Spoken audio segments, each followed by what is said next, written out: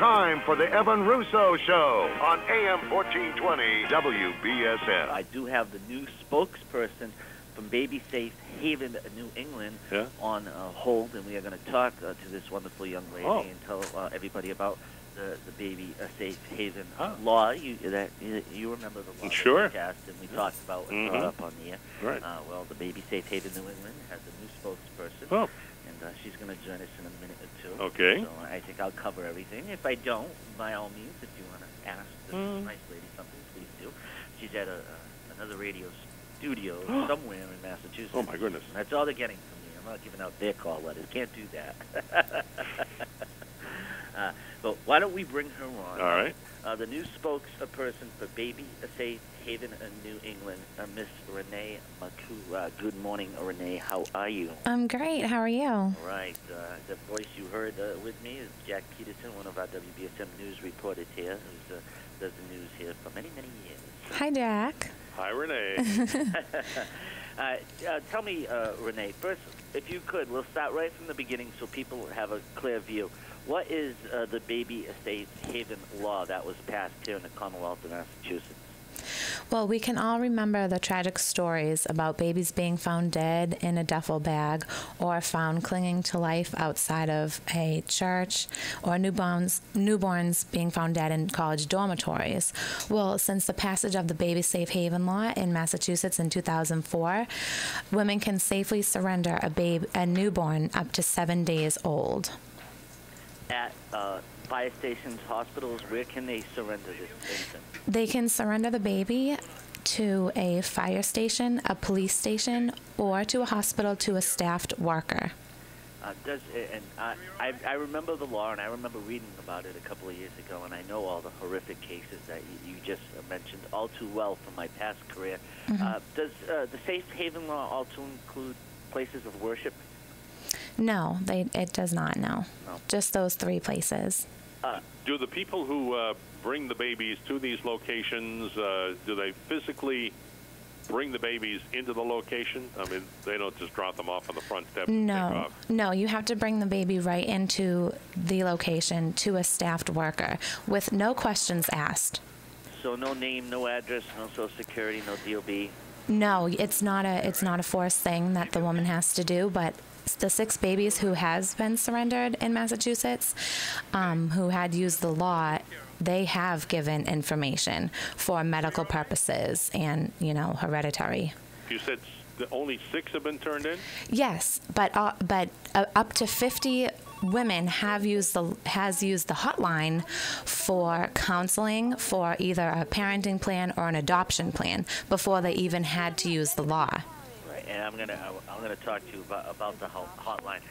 What I'm curious about, the logical question that's popping into my head is, after this lady or a woman drops off the baby, what happens if she changes her mind? Does she have any parental rights to get the baby back? Yes, she does have parental rights. She has to leave her information for, contact information to the worker. So far, up to 50 people have accessed your hotline. 6 people or 6 women have actually physically dropped off infants at some of these locations, correct? Yes, 6 women have surrendered their babies. Is this something, having gone through the childbirth with my wife, and it is a miracle, it really is, Renee, is this something that the hospitals now asking people coming in that, may show up alone in the emergency room ready to give birth? Do they lay out this option to people? They do lay out the option to people, yes. Usually the woman will say right up front, I'm going to be using the Baby Safe Haven law, and then they'll go from there.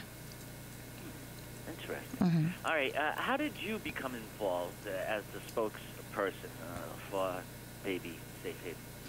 Well, I first heard about the law when I was in high school, so I really was always interested in it. I thought it was a very powerful law for women to have this kind of option. So the directors reached out to me in the couple past months, and they asked if I would like to be the spokeswoman, and I said absolutely.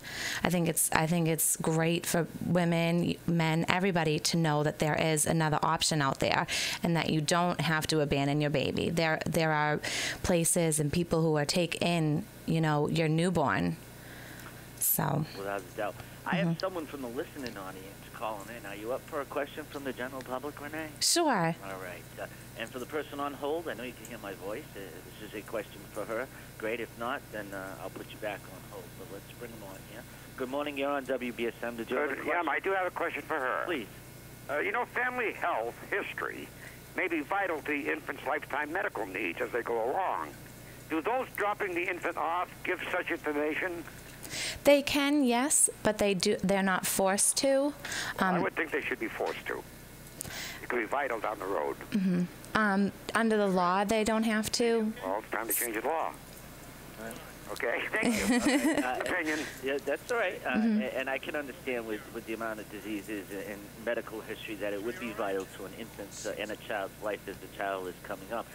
But I think the objective of the State House and the state legislature when they passed this law was to make sure that infants weren't left on the street to die. Exactly. Now, in regards to the fire departments, the police departments, I'm assuming the fact that hospitals are trained to handle an infant and a child and childbirth, and I know a lot of the fire departments are with the EMTs. But is there any training in general that went across the Commonwealth of Massachusetts for fire and police departments to handle when a young lady walks in to turn over her infant? Yes, there has been training, and everyone does bring them to the hospital right away, immediately. Okay. Why don't you tell us about the 24-hour, 7-day-a-week Baby Safe hotline? What's the number? What's the webpage? The hotline is 1-866-814-SAFE. You can get that number off of babysafehaven.com. Okay, babysafehaven.com. Just that simple, www.babysafehaven.com. Yes. And the phone call and the website, everything is still kept confidential. They don't pressure anybody for names or anything, correct? No, very confidential. I think that's fantastic. We actually have another call from you. Okay. You're doing well here, Renee. Well, this is a law that was passed, but it was quiet kind of after it passed and the public was made aware of it. You didn't hear much more about the law. Is that one of the reasons that Baby Safe Haven in New England has kind of stepped forward and gone on this radio and television tour throughout the Commonwealth with you, Renee? Yes. To promote it, to make people aware that this is going on? Yes, absolutely. We've put out a couple commercials, in the past years. Now, while we're on this radio tour, it's great that, people like you, Evan, have us on the show so we can spread the word about the hotline and the website and really allow people to know that there is something out there for them who are, concealing their pregnancy or in a panic or just in denial about the entire thing altogether. It's good that they have this as an option. I'm sure you feel the same way I do when I say that if one listener saves an infant by utilizing this law, then it was time well spent. All right, have another call for you. Good morning, you're on WBSM. Did you have a question for Renee? Yes, with the no questions asked, I was wondering about the fathers of the babies. Do they ask them the name of the father so that maybe they can get in touch with the father? Yes, they can call the hotline and, let them know of what happened or if the baby was surrendered and leave their information so that they can be contacted. Yes. Okay. Thank you, ma'am. Thank you. At what age, Renee, can a young lady utilize this law? The baby can be up to 7 days old, but No, I mean age of the mother. Oh, there is no age. So if and I know this happens, and it breaks my heart when it does, but if a 13-year-old girl walks into a fire station and drops off an infant, they're not going to hold that minor? No, absolutely not. They're going to let her walk out? Yes. Really? She So can. So there's no age, a 12-year-old, if which is possible